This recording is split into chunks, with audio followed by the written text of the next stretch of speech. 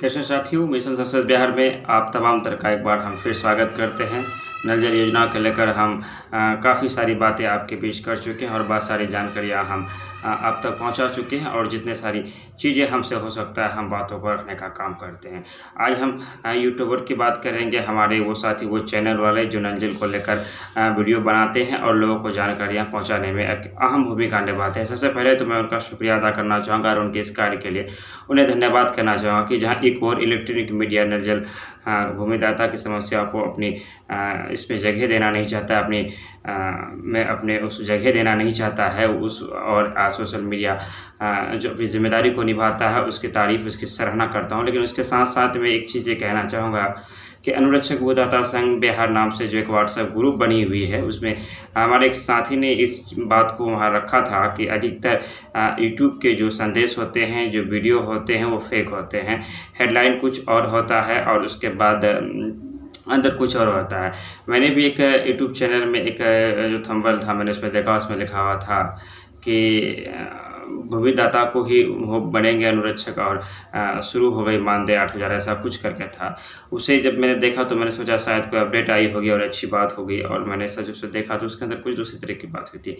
तो हम तमाम तरह से गुजारिश करना चाहेंगे कि जो इस तरह की धार्मिक बातें जो सही नहीं है, अफवाहों का जो शकल है, उसको हम बड़ा चढ़ा कर बोल करके ऐसा क्या करते हैं कि हम लाखों भूमिदाता जो हमें एक उम्मीद के साथ वो हमें देखने का काम करते हैं, जिन्हें ये लगता है कि ये जो बात करते हैं इनके वीडियो में कुछ बात हुई होगी, तो वो ठगा महसूस करते हैं और फिर उन्हें लगता है कि हमारा टाइम वेस्ट हुआ, और फिर वो आपके प्रति भी गलत सोचते हैं और फिर वो क्या होता है कि आपको देखना बंद कर देते हैं, कि चाहे कितनी अच्छी बात हो जाए वो नहीं देखते। लेकिन इससे नुकसान है, क्योंकि बहुत सारी चीज़ें हैं, संदेश हैं जो भूमिदाताओं तक पहुंचानी होती है, और सोशल मीडिया आज के डेट में सबसे अच्छा और उत्तम साधन है, जहां एक आदमी बात को अगर रखता है तो सारे लोग उसे आसानी के साथ सुन लेते हैं।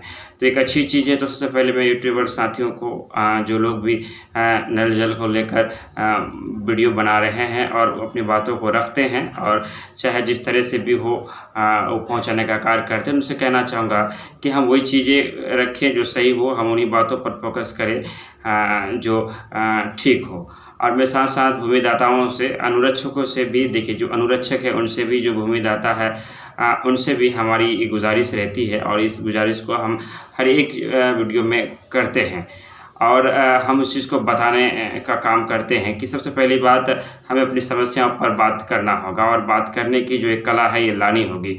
और अगर हम कुछ नहीं कर सकते, अगर कोई बात कर रहा है तो इस बात को आगे कैसे बढ़ाया जाए, ये जिम्मेदारी हर किसी को लेना होगा। जो भूमिदाता है उनकी समस्या ये है कि वार्ड जो है, वो वार्ड सदस्य जो हैं वो ये कह रहे हैं कि अब ये हमारी जिम्मेदारी है, क्योंकि सरकार ने उनसे कहा था, एक आदेश तो नहीं कह सकते लेकिन एक बयान ज़रूर जारी हुआ था सरकार की तरफ से कि अब वार्ड क्रियान्वयन प्रबंध कमेटियां जो होता है वो नल जल का जो है काम को संभालेगा, और उन्हीं के खाते में उन जगहों पर पैसा आता है जहां पर काम पंचायतों द्वारा किया गया है। लेकिन वहां पर ऐसा कोई मामला नहीं है जहां के काम PHED विभाग ने किया है।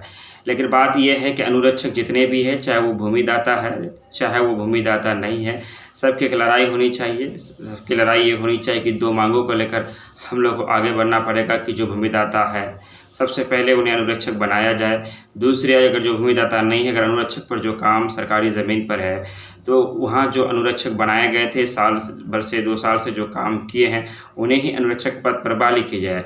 और तीसरी मांग की उसे बहाली कर देने से सरकार की जिम्मेदारियां ख़त्म हो जाती है।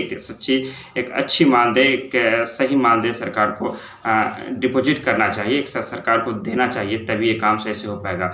सरकार किसी से फ्री कैसे काम ले सकता है, ये नाकाबिल बर्दाश्त वाली बात है, ये समझ से परे वाली बात है। हमारी आपसे गुजारिश होगी कि इन तीनों मांगों लेकर हमें आगे बढ़ा जाए।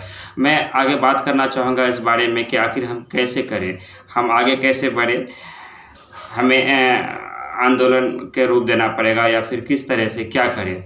इन सारी चीज़ों पर राष्ट्रपति चुनाव के बाद हम लोगों को जितने लोग हैं, एक रणनीति बनानी पड़ेगी, एक विचार बनाना पड़ेगा। लेकिन उससे पहले हम जो लगातार बात कर रहे हैं, लोगों को मोटिवेशन का जो काम कर रहे हैं और हम जो तरीका बता रहे हैं, मेरा मकसद सिर्फ इतना है कि हम चाहते हैं कि जितने ज़्यादा से ज़्यादा लोग हो वो जुड़ जाए एक प्लेटफॉर्म में। खास करके मिशन सक्सेस बिहार हमारा इसके तहत हमने एक मुहिम छेड़ रखा है और मुहिम के तहत हम तमाम अनुरक्षकों को, नल जल योजना के तमाम अनुरक्षकों को एक प्लेटफॉर्म में लाने की हम जो कोशिश है वो निरंतर करते आ रहे हैं। उसमें बहुत हद तक हमें सफलता भी मिली है। आज अगर आप मुझे कहेंगे तो बिहार के 38 ज़िले से अगर 10-10, 5-5 आदमी को आप बोलेंगे तो मेरे पास उनके नंबर है, उनकी बायोडाटा है, ये सारी चीज़ें मैं आपको दे सकता हूँ। तो हम आज बात कर रहे थे यूट्यूबरों की, उन साथियों से जो यूट्यूब पर वीडियो बनाते हैं नल जल को लेकर। कुछ मेरा ये विचार था, मेरी उनसे राय थी कि आप उन चीज़ों पर वीडियो बनाएं जो चीज़ें सही हो, गलत चीज़ों पर ना बनाएं जो अफवाह की शक्ल ना लें। इससे क्या होगा कि हमारे भूदाता साथी जो है देखना बंद कर देंगे, और जब वो देखना बंद करेंगे तो उनको सही चीज़ों की जानकारी उन तक नहीं हो पाएगी। फिर हमें दिक्कत होगा अपनी खबरों को, अपनी बातों को भूदाताओं तक पहुँचाने के लिए। हम फिर कल आएंगे एक नई मुद्दा, एक नई टॉपिक के साथ आपके बीच हम हाजिर होंगे। आज मिशन सक्सेस बिहार में हमें दीजिए इजाज़त, मेरे भी इजाज़त। धन्यवाद, शुक्रिया।